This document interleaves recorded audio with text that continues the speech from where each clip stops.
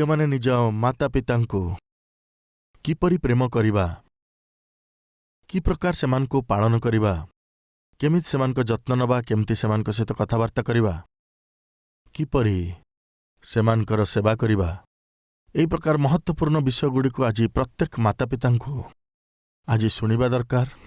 आउ एहा प्रत्येक भाई और भौणी मानकु आज जानिबा दरकार। आसंतु पवित्र शास्त्र मध्यरु केतेगुड़िए बहुमूल्य विषयगुड़िकु आमे शिखिबा। बाइबल आमनकु कहे तुमे आपणा माता और पितांकर जत्न करिब। आपण आपणक पितामातांकु प्रेम न करी सेमानकु जत्न करिबा संभव नुहे। जाकुब जोसेफकु प्रेम कला। जाकुब 17 वर्ष धरी निजर प्रिय पुत्र जोसेफकु पालन पोषण कला। आउ एबे जोसेफ मिसर देशरे शासन करुथिबा प्रधानमंत्री भली एक उच्च पदवी रे अवस्थापित अछंती। से आशीर्वाद प्राप्त होई उन्नत करा जाई सेटल हला परे मध्य से निज पितामातांकु भूली नथिले। से विवाह करि सारिबा परे, से प्रधानमंत्री बनि सारिबा परे, तांकर संतान संतति जन्म हेबा परे निज पितांकु भूली नथिले। बापा तुमे मो पाखकु आसी जाओ। बापा आपण मो पाखकु पळे आसंतु, मु आपणक देखाशुणा करिबी। एमती तांक बापांक पाखकु खबर पठेला। केबे कुहंतु देखी? बड़ हेबा परे, बाहागर हेगला परे, प्रधानमंत्री हेई जिबा परे। प्रेम करुथुबा जोसेफ प्रिय पितांकु निमंत्रण करुची। बापा मो पाखु पळे आसंतु, मो सहित रहिबे। एमती तांकु डाकिला। तांक बापांकु से प्रेम करुथिले, सेथिपाई निज पितांकु डाकी देश उपरे शासन करुथिबा फारो राजांकर उपस्थिति रे परिचय करूचंती। प्रिय माने निज पिता मातांकर परिचय दबारे आपण केबे मध्य लज्जित हुअन्तु नाही। आपण केबे मध्य लज्जाबोध करन्तु नाही। हेई पारे सेमाने बेसी पाठ पढ़ी नथिबे, हुएत सेमाने एते सुंदर हेई नथिबे, सेमानक धन संपत्ति भी नथिबो, किए बा सेमानकर संपत्ति नथिबो, तथापि ध्यान दियन्तु जदि आपण एई संसार रे अछंती ताले तांक हेतु ही आपण अछंती। एही सत्य को भूलन्तु नाही। पुणी आपणको मन पकई दउची, जेउ माने आपणको पृथ्वी सहित परिचित करई देले सेमानक परिचय देबा पई आपण केबे हेले लज्जित हुअन्तु नाही। जेतेबेले आपणकर माता पिता आपणकर परिचय संसार सहित करउथिले, आपणक शरीर रे गोटे सूता भी नथिला। मन रखन्तु, खंडिए सूता मध्य आपणक शरीर नथिला। आपणक परिचय करैबाकु तथापि सेमाने लज्जा कले नाही। आपणक माता पिता जदि आज मलिन वस्त्र पिंधिचंती संसार सहित तांकु चिन्हैबा पई लज्जाबोध करन्तु नाही। मोर प्रिय भाई भौणी माने, जोसेफ को देखन्तु निज पितामातांकर परिचय करौचंती काहा सहित? महाराजा फारोंक सहित। ए मोर बापा अटंती। कौन कहिल? ये मोर पिता अटंती। मोर प्रिय भाई भौणी माने, आमे निज जीवन रे पाठशाठ न पढ़ी जेतेबेले आमे बदमाशी करुथाउ, जेतेबेले पाठपढ़ार असफल हो जाओ, पाठपढ़ार जेतेबेले फेल हो जाओ, आमे भूलिबा नहीं। आपण एकेला फेल है नांती, आपणक सहित आपणक माँ को फेल करैचंती, निज बापा को भी फेल करैचंती, आपण आपणकर पूरा परिवार को फेल करैचंती। मु मोर पाठ पढ़िबा समय रे मो माँ बापा को फेल करैची। मोर पूरा परिवार पाई मु जणे अपमान स्वरूप थिली। मोर माँकर मथा लज्जार नई जाइथिला, एबे जाय मन अछि। से दिन मु मो माँकर परिचय करैली कि ये जणे अपदार्थ आउ बेकार पिलार माँ अटंती। परिचय करैली। आपण आपणकर माँ बापांकर परिचय केमती दउछंती? ये जणे चोरर बापा माँ अटंती एमती? ये गोटे दुष्टर बापा माँ एमिति? ना ये गोटे मधुआर बापा माँ एमिति? कि प्रकार? से दिन मोर माँ जो गोटे निष्कर्मा पिलार माँ बोली मु मोर माँकर परिचय समस्तंक सामनारे रखिदेली। आपणकर बापा माँकर परिचय आपण केमिति दबा पई जाउछंती सुनंतु। से दिन जोसेफ तांक बापांकर परिचय फारो राजांक पाखरे केमिति देइथिले आपण जानिछंती कि? से प्रधानमंत्रींकर बापा अटंती। एही परि जोसेफ तांक बापांकर परिचय देइथिले। ये होची जहाँ आपण निज पिता मातांकु देई पारिबे आदर, ମାମାନେ, ବାପାମାନେ ଦୟାକରି ଶୁଣନ୍ତୁ। ସାଧାରଣତଃ ଆମର ପିଲାମାନେ ଯେତେବେଳେ ସେମାନେ ପାଠ ପଢ଼ନ୍ତି ଆଉ ବଡ଼ ହୁଅନ୍ତି, ସେମାନେ କାହା ନାଁ କୁହନ୍ତି କୁହନ୍ତୁ ତ? ଆପଣଙ୍କ ନାଁ ହିଁ କୁହନ୍ତି। ଯେତେବେଳେ କିଏ ପଚାରନ୍ତି ତୁମେ କାହାର ପୁଅ, ବାପାମାନେ ଶୁଣୁଛନ୍ତି, ମାମାନେ ଶୁଣୁଛନ୍ତି କି? ଆପଣଙ୍କ ପୁଅ, ଆପଣଙ୍କ ଝିଅ ଆପଣଙ୍କ ନାମକୁ ଗର୍ବର ସହିତ ନେଉଥିବାର ଅଛି। ମୁଁ ଅମୁକ ବ୍ୟକ୍ତିଙ୍କର ପୁଅ ଅଟେ। ଏହିପରି ଗର୍ବର ସହିତ କହିବାର ଅଛି। ମୁଁ ପଚାରୁଛି ପିତାମାତାମାନେ, ଆପଣଙ୍କ ପୁଅ ଆଉ ଆପଣଙ୍କ ଝିଅ ସେମାନଙ୍କ ସାଙ୍ଗସାଥିମାନଙ୍କ ସହିତ ଥିବାବେଳେ କିମ୍ବା ବାହାରେ ଥିବାବେଳେ କିମ୍ବା କୋଉଠି ଥିଲାବେଳେ ମଧ୍ୟ ତମେ କାହାର ପିଲା ପଚାରିଲେ, କାହାର ପିଲା କ'ଣ? ସେଇ ଗଳି ମୁଣ୍ଡରେ ଯେଉଁ ରହୁଛି, ସେ ମଧୁଆର ମୁଁ ପୁଅ, ଏଇଆ କହୁଛନ୍ତି କି? ସେଇ ଯେଉଁ ସବୁବେଳେ କଜିଆ କରେ ତାରି ପୁଅ ମୁଁ, ଏଇଟା କହିବେ କି? ସେ ବ୍ୟଭିଚାରୀର ପୁଅ ମୁଁ, ଏଇଟା କହିବେ କି? ସେଇ ଯେଉଁ ଛାଡ଼ପତ୍ର ନେଇକି ଅଲଗା ହେଇଯାଇଛି ସେଇ ସ୍ତ୍ରୀର ମୁଁ ପୁଅ, ଏଇଆ କହିବେ କି? ମୁଁ ପଚାରୁଛି ମୋର ପ୍ରିୟ ବାପା ମା ମାନେ, ଆପଣଙ୍କ ପୁଅ ଆଉ ଝିଅ ଏ ଦୁନିଆରେ ଗର୍ବର ସହିତ କହିପାରିବେ ଯଦି ସେପରି ଜୀବନ ଆପଣ ଯାପନ କରୁଛନ୍ତି, ଏହା ହିଁ ସେମାନଙ୍କ ପାଇଁ ସବୁଠାରୁ ବଡ଼ ପୁରସ୍କାର ହେବ। ପ୍ରିୟମାନେ, ଆଜି ମୋର ପିଲାମାନେ କୁଆଡ଼େ ବି ଗଲେ, ଆମେ ସତୀଶ କୁମାର ଆଜ୍ଞାଙ୍କର ପୁଅମାନେ ଏପରି କହି ସେମାନେ ନିଜ ଭିତରେ ଗର୍ବ କରନ୍ତି। ଏ ସମ୍ବନ୍ଧରେ ମୁଁ ଗର୍ବ କରୁନାହିଁ। ପରମେଶ୍ୱର ଯେଉଁ ଅନୁଗ୍ରହ ମୋତେ ଦେଇଛନ୍ତି ମୁଁ ତାହା ଆପଣଙ୍କୁ କହୁଛି। ଆପଣଙ୍କର ପିଲାମାନେ ଆପଣଙ୍କର ନାଁ ଲୋକମାନଙ୍କୁ କହିବା ବେଳେ ଗର୍ବ କରିବାର ଅଛି ଯେ ମୋର ବାପା ଅମୁକ ଅଟନ୍ତି ଆଉ ମୋର ମା ଅମୁକ ଅଟନ୍ତି। ପ୍ରିୟ ଯୁବାମାନେ ଧ୍ୟାନର ସହିତ ଶୁଣନ୍ତୁ। ଏମିତି ଦିନ ଆସିବାର ଅଛି ଆପଣଙ୍କର ବାପା ଆଉ ଆପଣଙ୍କର ମା ଗର୍ବର ସହିତ କହିପାରିବାର ଅଛି କି ଇଏ ମୋର ପୁଅ, ଇଏ ମୋର ଝିଅ ଅଟେ। ପ୍ରିୟମାନେ, ମୁଁ ପ୍ରଭୁଙ୍କୁ ମାଗୁଛି କ'ଣ ଜାଣନ୍ତି, ଗୋଟେ ଦିନ ମୋର ପିଲାମାନେ ଏତେ ଉପରକୁ ଉଠନ୍ତୁ କି ମୁଁ କହିପାରିବି ତା କ'ଣ ଅଟେ ଜାଣନ୍ତି କି ମୁଁ ପ୍ରିନ୍ସର ପିତା, ସୁହାସର ପିତା ଅଟେ। ପ୍ରିୟ ଭାଇ ଭଉଣୀମାନେ, କିଛି ବୁଝିପାରୁଛନ୍ତି? ସାନବେଳେ ଆମେମାନେ ମା ବାପାଙ୍କର ନାଁ କହିବାକୁ ଗୋଟେ ସମ୍ମାନ ବୋଲି ଭାବୁଥାଉ। ଏହା ମା ବାପା ଆମକୁ ଦେଇଥିବା ଏକ ପୁରସ୍କାର ଅଟେ। ବଡ଼ ହେଇଯିବା ପରେ ସେମାନେ ଆପଣଙ୍କର ନାମ କହିପାରିବାର ଅଛି। ମୁଁ ଅମୁକ ବ୍ୟକ୍ତିଙ୍କର ବାପା ଅଟେ, ଅମୁକ ବ୍ୟକ୍ତିଙ୍କର ମା ଅଟେ। ଏହିପରି ଆପଣଙ୍କର ପିତାମାତାମାନେ ଆପଣଙ୍କର ନାଁ କହିକରି ସେମାନେ ନିଜ ନିଜର ପରିଚୟ ଦେଇପାରନ୍ତୁ। ଏହା ଆପଣଙ୍କଠାରୁ ସେମାନଙ୍କୁ ଏକ ପୁରସ୍କାର ହେବ। କ'ଣ କରିବାକୁ ଯାଉଛନ୍ତି ପିତାମାନେ? କ'ଣ କରିବାକୁ ଯାଉଛନ୍ତି ମାମାନେ? ଆପଣଙ୍କ ପିଲାମାନେ ଆପଣଙ୍କୁ ଦେଖିକି ଗର୍ବ କରନ୍ତୁ। ପ୍ରିୟ ଯୁବାମାନେ, ମୁଁ ଆପଣମାନଙ୍କୁ ପଚାରୁଛି, ଆପଣ କ'ଣ ବନିବାକୁ ଚାହାନ୍ତି? ଆସନ୍ତାକାଲି ଆପଣମାନେ ନିଜ ପିତାମାତାଙ୍କର କିପରି ଆପଣ ସମ୍ମାନ କରିବାକୁ ଯାଉଛନ୍ତି? ମୋର ପିଲାବେଳେ ମୋର ମା ମୋ ପାଇଁ ବହୁତ ଅପମାନ ହେଇଛନ୍ତି। ଯେତେବେଳେ ପ୍ରଭୁ ମୋର ଜୀବନରେ ଆସି ନଥିଲେ, ପ୍ରଭୁ ମୋର ଜୀବନରେ ଆସିବା ପରେ ମୁଁ ଯେତେବେଳେ ପ୍ରଭୁଙ୍କର ସେବା କରିବା ପାଇଁ ବୋଝର ସହିତ ନିଷ୍ପତ୍ତି ନେଲି ଆଉ ଯେତେବେଳେ ପ୍ରଭୁଙ୍କର ସେବା କରିବାକୁ ଆରମ୍ଭ କଲି, ମୋର ମାଙ୍କୁ ଭେଟୁଥିବା ଲୋକମାନେ ତାଙ୍କୁ କ'ଣ କହୁଥିଲେ ଜାଣନ୍ତି କି? ରାଜମାତା। କ'ଣ କହୁଥିଲେ? ରାଜମାତା କହୁଥିଲେ। ଏମିତି ଯେତେବେଳେ ସେମାନେ ମୋ ମା'କୁ କହୁଥିଲେ ସେ ବହୁତ ଖୁସି ହେଉଥିଲେ।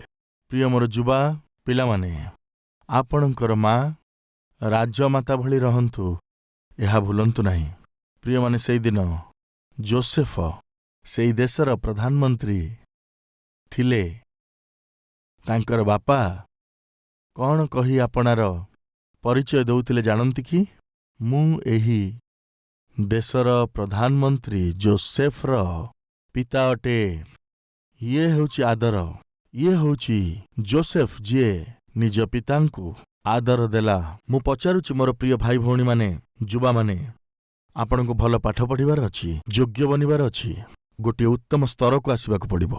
କାଲି ଆପଣଙ୍କର ମାତା ପିତା ଆପଣଙ୍କର ନାମ ଗର୍ବରେ ନେବେ। ମୁଁ ଅମୁକ ଲୋକର ମା, ମୁଁ ଅମୁକ ଲୋକର ବାପା।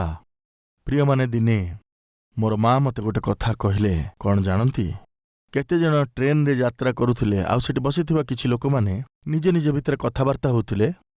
ମୋ ଦ୍ୱାରା ପ୍ରକାଶିତ କରାଯାଇଥିବା କାଲବରୀ କ୍ରାନ୍ତି ମ୍ୟାଗାଜିନ୍ ସେମାନଙ୍କ ମଧ୍ୟରୁ ଜଣକ ହାତରେ ଥିଲା। ସେ ମ୍ୟାଗାଜିନ୍କୁ ଜଣେ ପଢ଼ୁଥିଲେ ଆଉ ସାମ୍ନାରେ ବସିଥିବା ବ୍ୟକ୍ତି ଜଣକ, ତୁମେ ପଢ଼ି ସାରିଲା ପରେ ମ୍ୟାଗାଜିନ୍ ମୋତେ ମଧ୍ୟ ଦେବ, ଏହା କହିକି ସେମାନେ କଥାବାର୍ତ୍ତା ହେଉଥିଲେ। ଆଉ ସେମାନେ କଥା ହେଉଥିଲେ, ଜଣା ନାହିଁ ଏ ସତୀଶ କୁମାର କିଏ। ବହୁତ ସୁନ୍ଦର ଆର୍ଟିକଲଗୁଡ଼ିକ ଲେଖୁଛନ୍ତି, ଆଉ ଗୋଟିଏ ସୁନ୍ଦର ସେବା କାର୍ଯ୍ୟକୁ ସେ କରୁଛନ୍ତି।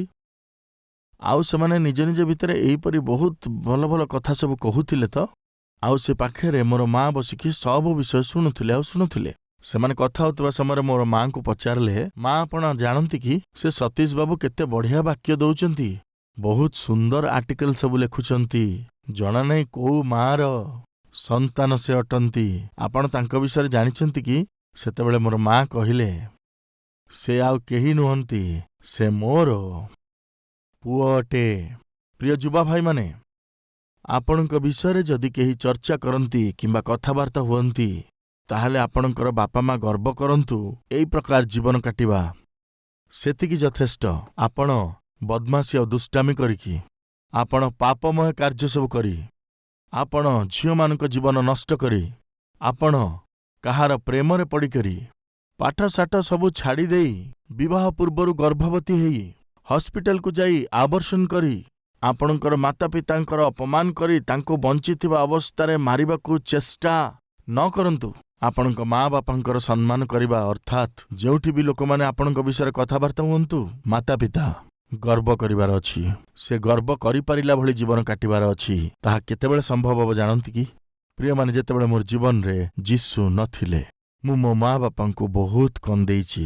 ମା କ'ଣ କହି କାନ୍ଦୁଥିଲେ ଜାଣନ୍ତି? ପୁଅ, ତୁ ମୋ ଗର୍ଭରୁ ଜନ୍ମ ନ ହେଇଥିଲେ ଭଲ ହେଇଥାନ୍ତା, ମୋ ଗର୍ଭରୁ ଜନ୍ମ ନ ହେଇଥିଲେ ଭଲ ହେଇଥାନ୍ତା, ଏହା କହି କହି ସେ କାନ୍ଦୁଥିଲା। କେବେ? ଯେତେବେଳେ ଯୀଶୁ ମୋର ଜୀବନକୁ ଆସିନଥିଲେ। ସେତେବେଳେ ଯୀଶୁ ମୋର ଜୀବନକୁ ଆସିବା ପରେ ସେଇ ସତୀଶ କୁମାର ଆଉ କେହି ନୁହେଁ, ମୋର ପୁଅ ଅଟେ। ଏଇ କଥାକୁ କହିବାକୁ ମୋର ମା ବହୁତ ଗର୍ବ ଅନୁଭବ କରୁଥିଲେ, ଆଉ ସେ ମନ ମଧ୍ୟରେ ଅନେକ ଆଦର କରୁଥିଲେ। କାରଣ ଜାଣନ୍ତି କି, ଯୀଶୁଖ୍ରୀଷ୍ଟ ଏହି ଅଯୋଗ୍ୟ ପାତ୍ରକୁ ଯୋଗ୍ୟ ପାତ୍ର ବନେଇଦେଲେ। ଯିଏ ମୋର ଜୀବନକୁ ଏକ ଉପଯୋଗୀ ପାତ୍ରରେ ପରିଣତ କରିଦେଲେ, ସେହି ଯୀଶୁ ଆପଣଙ୍କ ଜୀବନକୁ ମଧ୍ୟ, ପ୍ରିୟ ଭାଇ ଭଉଣୀ, ଆପଣଙ୍କର ଜୀବନକୁ ମଧ୍ୟ ବଦଳେଇ ଦେଇପାରନ୍ତି। ଆପଣଙ୍କର ମା ବାପା ମଧ୍ୟ ଗର୍ବ କରିପାରନ୍ତି। କେତେବେଳେ? ଯେତେବେଳେ ଆପଣଙ୍କ ଜୀବନକୁ ପ୍ରଭୁଙ୍କୁ ଦେଇଦେବେ। ସେତେବେଳେ ଆପଣ ଆପଣଙ୍କ ଜୀବନକୁ ପ୍ରଭୁଙ୍କୁ ନ ଦେଇକି, ଆପଣଙ୍କ ହୃଦୟକୁ ପ୍ରଭୁଙ୍କଠାରେ ସମର୍ପଣ ନ କରିକି, ଆପଣ ନିଜ ଇଚ୍ଛା ଅନୁସାରେ ବଞ୍ଚିବେ ତ, ଏଣେ ତେଣେ ଘୁରି ବୁଲିବେ ତ, ପାପମୟ କାର୍ଯ୍ୟ ସବୁ କରୁଥିବେ ତ, ଖରାପ ବନ୍ଧୁମାନଙ୍କ ସହିତ ଖରାପ ଅଭ୍ୟାସ ସବୁର ଦାସ ହେଇଯିବେ ତ, ମାତା ପିତାଙ୍କୁ ଦୁଃଖ ଦେବେ। ଆଜି ଆପଣ ଗୋଟେ ନିର୍ଣ୍ଣୟ ନେବେ କି, ମୋର ବିଷୟରେ ଯଦି କିଏ କଥାବାର୍ତ୍ତା ହୁଅନ୍ତି, ତାହେଲେ ମୋର ମା ଗର୍ବ ଅନୁଭବ କରିବା ଉଚିତ, ଗର୍ବ କରିପାରିବା ଭଳି ଜୀବନ କାଟିବା ଉଚିତ। ପ୍ରିୟମାନେ, ସେଦିନ ଜୋସେଫ ନିଜ ବାପାଙ୍କୁ ଫାରୋଙ୍କ ପାଖକୁ ଯେତେବେଳେ ନେଇକି ଗଲେ, ସେତେବେଳେ ଜୋସେଫ କୋଉ ପଦବୀରେ ଥିଲେ? ଦେଶର ପ୍ରଧାନମନ୍ତ୍ରୀ ପଦବୀରେ ଥିଲେ। କୋଉ ପଦବୀରେ? ପ୍ରଧାନମନ୍ତ୍ରୀର ପଦବୀରେ। ବହୁତ ଗର୍ବର ସହିତ ନେଇଗଲା। ସେଦିନ ସେହି ପ୍ରାସାଦରେ ଯାକୁବ ଯେତେବେଳେ ଚାଲିକିରି ଯାଉଥିଲା, କେତେ ଖୁସି ହଉଥିବ, କେତେ ଗର୍ବ କରୁଥିବ। କିନ୍ତୁ ଟିକେ ଧ୍ୟାନ ଦିଅନ୍ତୁ, ଯାକୁବ କୋଉଠୁ ଆସିଥିଲା? ଯୋଉ ଦେଶରେ ଦୁର୍ଭିକ୍ଷ ପଡ଼ିଥିଲା, ସେହି ଦେଶରୁ ଆସିଥିଲା। କେଉଁ ପରିସ୍ଥିତିରେ ଆସିଥିଲା? ଦୁର୍ଭିକ୍ଷ କାରଣରୁ ଖାଦ୍ୟ ଅଭାବରେ ଜର୍ଜରିତ ହେଇକି ସେ ଆସିଛି। ତାହା କି ପ୍ରକାର ସ୍ଥିତି ଥିଲା? ତାହା ନିର୍ଧନ ଅବସ୍ଥା ଥିଲା। ଦୟାକରି ଶୁଣନ୍ତୁ, ସେଦିନ ବାସ୍ତବରେ ଯାକୁବ ନିର୍ଧନ ଅବସ୍ଥାରେ ହିଁ ଥିଲେ, ପ୍ରିୟମାନେ। କିନ୍ତୁ ତାର ଜନ୍ମ କରିଥିବା ପୁତ୍ର ଯାକୁବକୁ ସେ କ'ଣ କଲେ? ଉତ୍ତମ ସ୍ଥାନରେ ଛିଡ଼ା କରେଇଥିଲେ। ପ୍ରିୟ ଯୁବା ପିଲାମାନେ, ବାପା ମା ନିର୍ଧନ ହେଇପାରନ୍ତି, କିନ୍ତୁ ଆପଣମାନେ ଯଦି ଯୋଗ୍ୟ ହେଇଯିବେ, ତାହେଲେ ଆପଣ ଏକ ଉତ୍ତମ ସ୍ଥାନରେ ରହିବା ଦ୍ୱାରା ଆପଣଙ୍କ ମା ବାପାଙ୍କୁ ସମ୍ମାନିତ କରିପାରିବେ। ଦ୍ୱିତୀୟରେ, ଯାକୁବ ଯେତେବେଳେ ସେହି ରାଜ୍ୟରେ ଫାରୋ ରାଜାର ରାଜମହଲ ଭିତରେ ପାଦ ଥାପିବା ପରେ କିଏ କାହାକୁ ଆଶୀର୍ବାଦ କଲା ଆପଣ ଜାଣିଛନ୍ତି କି? ଫାରୋ ରାଜା ଯାକୁବଙ୍କୁ ଆଶୀର୍ବାଦ କଲା ନା ଯାକୁବ ଫାରୋ ରାଜାକୁ ଆଶୀର୍ବାଦ କଲେ? କୁହନ୍ତୁ ତ। ପ୍ରକୃତରେ କିଏ କାହାକୁ ଆଶୀର୍ବାଦ ଦିଏ? ଯିଏ ଧନବାନ ସେ ନିର୍ଧନକୁ ଆଶୀର୍ବାଦ ଦିଏ। ବଡ଼ମାନେ ସାନମାନଙ୍କୁ ଆଶୀର୍ବାଦ ଦିଅନ୍ତି। ବିଶିଷ୍ଟ ଲୋକମାନେ ସାଧାରଣମାନଙ୍କୁ ଆଶୀର୍ବାଦ କରନ୍ତି। ତାହେଲେ ଯାକୁବ ଫାରୋଙ୍କ ପରି ଜଣେ ରାଜାଙ୍କୁ ଆଶୀର୍ବାଦ ଦେବେ, ଏଇଟା କେମିତି ହେଇପାରିଲା? ଦୟାକରି ଧ୍ୟାନ ଦିଅନ୍ତୁ। ଫାରୋ କିଏ ଥିଲେ? ମିଶର ଉପରେ ଶାସନ କରୁଥିବା ସମ୍ରାଟ ଜାକୁବ ଜଣେ ନିର୍ଦ୍ଧନ ବ୍ୟକ୍ତି କିନ୍ତୁ ଭୁଲନ୍ତୁ ନାହିଁ, ଜାକୁବ ଦିନେ ରାତିରେ ପରମେଶ୍ୱରଙ୍କ ସହିତ ଯୁଦ୍ଧ କରିଥିଲେ। କାହିଁକି? ହେ ଯେହୋବା ପରମେଶ୍ୱର, ଯେପର୍ଯ୍ୟନ୍ତ ତୁମେ ମୋତେ ଆଶୀର୍ବାଦ ନ କରିବ ସେତେବେଳେ ଯାଏ ମୁଁ ତୁମକୁ ଛାଡ଼ିବି ନାହିଁ। ପ୍ରାର୍ଥନା କଲା, ବିନତି କଲା, ରୋଦନ କଲା। ସେହି ରାତ୍ରରେ ପରମେଶ୍ୱର ଜାକୁବକୁ କହିଲେ, ଜାକୁବ, ଏବେଠୁ ତୁମର ନାମ ଆଉ ଜାକୁବ ନୁହେଁ, ଏବେଠାରୁ ତୁମର ନାମ ଇସ୍ରାଏଲ ହବ। ଏହିପରି ପରମେଶ୍ୱର ଜାକୁବକୁ କ'ଣ କରିଥିଲେ? ଆଶୀର୍ବାଦ କଲେ। ଏବେ ଜାକୁବ କିଏ? ଆଶୀର୍ବାଦ ପ୍ରାପ୍ତ ବ୍ୟକ୍ତି। ଏବେ ଜାକୁବ ପାଖରେ କ'ଣ ଅଛି କୁହନ୍ତୁ? ପରମେଶ୍ୱରଙ୍କର ଆଶୀର୍ବାଦ। ପରମେଶ୍ୱରଙ୍କର ଆଶୀର୍ବାଦ ପ୍ରାପ୍ତ ହେଇଥିବା ଜାକୁବଠାରୁ ହିଁ ଜନ୍ମ ହେଇଥିଲା କିଏ? ଯୋସେଫ। ନିର୍ଦ୍ଧନ ଲୋକ, କିନ୍ତୁ ତଥାପି ପରମେଶ୍ୱରଙ୍କର ଆଶୀର୍ବାଦ ପାଇଥିବା ବ୍ୟକ୍ତି ଥିଲା। ଆଜି ଆମ ଭିତରେ ନିର୍ଦ୍ଧନ କିଏ ଅଛନ୍ତି କି? ମୁଁ ନିର୍ଦ୍ଧନ ପୁରୁଷ, ମୁଁ ନିର୍ଦ୍ଧନ ସ୍ତ୍ରୀ, ମୁଁ ପାଠ ପଢ଼ିନଥିବା ପୁଅ, ମୁଁ ପାଠ ପଢ଼ିନଥିବା ଝିଅ। ତାହେଲେ ଶୁଣନ୍ତୁ, ଆପଣ ଜଣେ ନିର୍ଦ୍ଧନ ପୁରୁଷ କିମ୍ବା ନିର୍ଦ୍ଧନ ସ୍ତ୍ରୀ ହେଇପାରନ୍ତି, କିନ୍ତୁ ପରମେଶ୍ୱରଙ୍କର ଆଶୀର୍ବାଦ ଆପଣଙ୍କ ଉପରକୁ ଆସିପାରିବ। ସେଦିନ ଜାକୁବ ନିର୍ଦ୍ଧନ ଥିଲା, ଅର୍ଥାତ୍ ଦୁର୍ଭିକ୍ଷରୁ ଆସିଥିଲା। ଭୋକିଲା ଥିଲା, ଗଣ୍ଡେ ଖାଇବା ପାଇଁ ସେ ଆସିଥିଲା।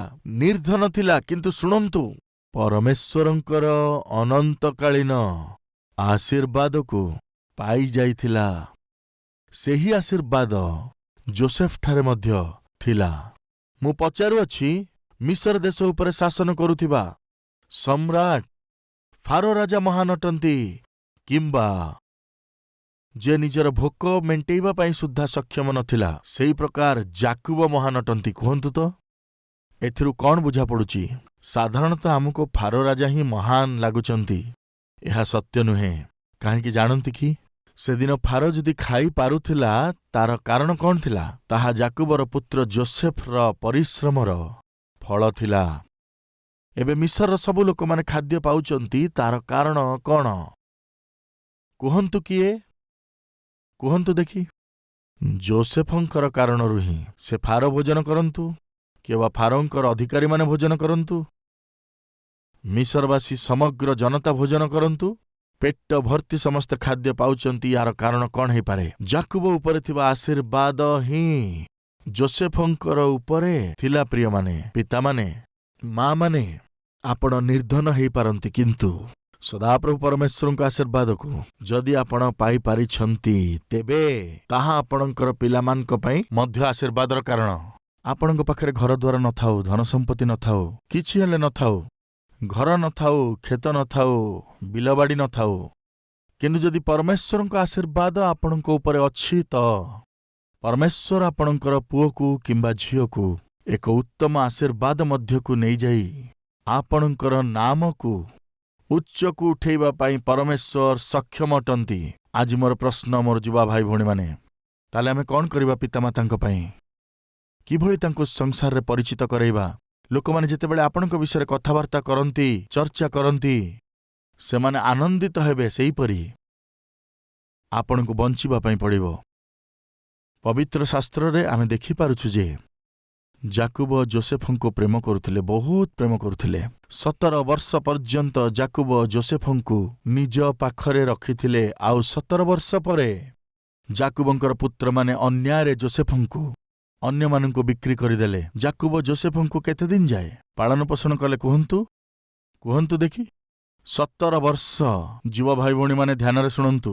ବାପା, ମୁଁ ବଡ଼ ହେଇଗଲିଣି, ମୋର ବିବାହ ସରିଲାଣି, ମୁଁ ପ୍ରଧାନମନ୍ତ୍ରୀ ହେଇଗଲିଣି, ଏବେ ତୁମେ ଆଉ ଏକେଲା ରହିବା ଦରକାର ନାହିଁ, ଆସିଯାଆନ୍ତୁ ମୋ ପାଖକୁ, ମୁଁ ତୁମକୁ ପ୍ରତିପାଳିତ କରିବି। ଏହି ପ୍ରକାର ଯୋସେଫ ସେଦିନ ଖବର ଦେଲା। ସେହି ସୁସମ୍ବାଦକୁ ଶୁଣିକରି ଜାକୁବ ଆଉ ଜାକୁବଙ୍କର ସବୁ ପିଲାମାନେ ଅତି ଖୁସିର ସହିତ ମିଶର ଦେଶକୁ ଆସିଗଲେ। ସେତେବେଳେ ଜାକୁବର ବୟସ କେତେ ଥିଲା? କିଛି ଆଇଡିଆ ଅଛି? ପଢ଼ିବା ଆସନ୍ତୁ। ଆଦି ପୁସ୍ତକ 47 ଏବଂ ତାର 7 ପଦ। ଅନନ୍ତର ଯୋସେଫ ଆପଣା ପିତା ଜାକୁବଙ୍କୁ ଆଣି ଫାରୋଙ୍କ ସାକ୍ଷାତରେ ଉପସ୍ଥିତ କରାଇଲେ। ତହିଁରେ ଜାକୁବ ଫାରୋଙ୍କୁ ଆଶୀର୍ବାଦ କଲେ। କାରଣ ଜାଣିଛନ୍ତି କି ଯାକୁବଙ୍କ ଉପରେ ପରମେଶ୍ୱରଙ୍କର ଆଶୀର୍ବାଦ ଥିଲା। ସେଥିପାଇଁ ଯୋସେଫ ସେଇ ସମଗ୍ର ଦେଶ ପାଇଁ ଆଶୀର୍ବାଦର କାରଣ ହେଇଗଲେ। ମାମାନେ, ବାପାମାନେ ଅଭିଶପ୍ତ ଜୀବନରେ ରହନ୍ତୁ ନାହିଁ। ପରମେଶ୍ୱରଙ୍କଠାରୁ ଦୂରକୁ ଯାଆନ୍ତୁ ନାହିଁ। ଆସନ୍ତୁ ପ୍ରାର୍ଥନା କରିବା। ଆମେ ସମସ୍ତେ ମିଳିତ ଭାବରେ ପ୍ରାର୍ଥନା କରିବା।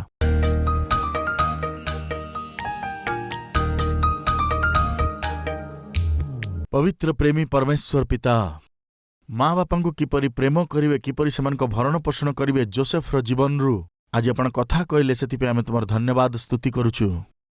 ପିତା, ଆମକୁ ଜନ୍ମ ଦେଇଥିବା ମା ବାପାମାନେ ଯଦି ଆମେ ସେମାନଙ୍କୁ ପ୍ରେମ କରିବା ନାହିଁ, ସେମାନଙ୍କ ପ୍ରତି ଧ୍ୟାନ ଦେବା ନାହିଁ, ସେମାନଙ୍କ ଦାୟିତ୍ୱ ନେବା ନାହିଁ, ତ ଏଥିରୁ ଅଧିକ ଅଭିଶାପର ଜୀବନ କ'ଣ ହେଇପାରେ? ଏହାଠାରୁ ଅଧିକ ଅଭିଶାପର ଜୀବନ ଆଉ କ'ଣ ହେଇପାରେ? ପବିତ୍ର ବାକ୍ୟ କହେ, ଆପଣା ପିତାମାତାଙ୍କୁ ସମାଦର କର, ତେବେ ତୁମେ ଦୀର୍ଘାୟୁ ପ୍ରାପ୍ତ ହେବ। ସେଦିନ ଯୋସେଫ ତାଙ୍କର ପିତାଙ୍କୁ ଏତେ ଅଧିକ ଆଦର କଲା କି ସେ ଯାଇ ଯେତେବେଳେ ସେ ପ୍ରଧାନମନ୍ତ୍ରୀଙ୍କର ପଦବୀରେ ଥିଲା, ନିଜ ପିତାଙ୍କୁ ସମ୍ମାନିତ କଲା। ଏହା ଆଦର ଅଟେ। ପିତା, ଏହି ବାକ୍ୟ ଯେଉଁ ଯୁବାମାନେ ଶୁଣୁଛନ୍ତି, ସେମାନେ ବ୍ୟବହାର ଯୋଗ୍ୟ ହୁଅନ୍ତୁ, ଉତ୍ତମ ଏକ ସ୍ତରରେ ପହଞ୍ଚି ପାରନ୍ତୁ, ସମ୍ମାନଜନକ ଭାବେ ନିଜ ପିତାମାତାଙ୍କୁ ପରିଚିତ କରାନ୍ତୁ। ଏହିପରି ଅନୁଗ୍ରହ ଆପଣ ଆମମାନଙ୍କୁ କରନ୍ତୁ। ଆଜି ଅନେକ ଲୋକମାନେ ନିଜ ପିତାମାତାଙ୍କ ଉପରେ ଧ୍ୟାନ ଦେଉନାହାନ୍ତି। ବାପା, କମ୍ ସେ କମ୍ ଫୋନ୍ କରିକି ବି କଥା ହଉନାହାନ୍ତି। ଭୁଲି ଯାଇଛନ୍ତି, ପୁରା ଅନାଥ କରି ଛାଡ଼ି ଦେଇଛନ୍ତି, ବିମାରୀ ଅବସ୍ଥାରେ ଛାଡ଼ି ଦେଇଛନ୍ତି, ଆର୍ଥିକ ଅନାଟନ ଭିତରେ ଛାଡ଼ି ଦେଇଛନ୍ତି। ବାପା, ଆଜି ସେମାନେ ପଶ୍ଚାତାପ କରି ନିଜ ପିତାମାତାଙ୍କ ପ୍ରତି ଦାୟିତ୍ୱର ସହିତ ସେମାନଙ୍କର ଯତ୍ନ ନେଇପାରିବେ। ସହାୟତା କରନ୍ତୁ ବାପା। ପ୍ରଭୁ ଯୀଶୁଖ୍ରୀଷ୍ଟଙ୍କ ନାମରେ ମାଗୁଅଛୁ ପିତା, ଆମିନ୍।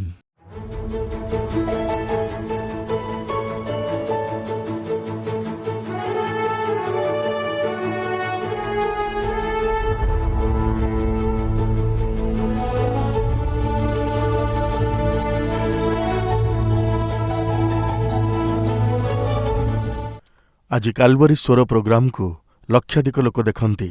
କେବଳ ତେଲୁଗୁରେ ହିଁ ନୁହେଁ, ତାମିଲରେ, ତାମିଲନାଡୁରେ, କନ୍ନଡ଼ରେ, କର୍ଣ୍ଣାଟକାରେ, ମଲୟାଲମରେ, କେରଳରେ, ଓଡ଼ିଆ ଭାଷାରେ, ଓଡ଼ିଶାରେ, ମରାଠୀରେ, ମହାରାଷ୍ଟ୍ରରେ, ବେଙ୍ଗୋଲିରେ, ପଶ୍ଚିମବଙ୍ଗରେ, ପଞ୍ଜାବୀରେ, ପଞ୍ଜାବରେ, ଭୋଜପୁରୀରେ, ବିହାରରେ, ହିନ୍ଦୀରେ, ନର୍ଥ ଇଣ୍ଡିଆରେ, ଉର୍ଦ୍ଦୁ ଭାଷାରେ, ଜମ୍ମୁ ଆଣ୍ଡ କାଶ୍ମୀର, ପାକିସ୍ତାନ, ଆଫଗାନିସ୍ତାନ, ଗଲ୍ଫ କଣ୍ଟ୍ରିଜରେ, ନେପାଳୀରେ, ଆସାମୀରେ, ତେଲୁଗୁରେ, ଏପରି ଭାରତ ଦେଶରେ ଥିବା ପ୍ରଧାନ ଭାଷାଗୁଡ଼ିକରେ ଯୀଶୁଖ୍ରୀଷ୍ଟଙ୍କର ପ୍ରେମର ସୁସମାଚାରକୁ ପ୍ରତ୍ୟେକ ଭାଷାରେ ପ୍ରସାରଣ କରିବା ଭାରତ ଇତିହାସରେ ସର୍ବପ୍ରଥମ ମନ୍ଦିର ଆମ କାଲବରୀ ଟେମ୍ପଲ।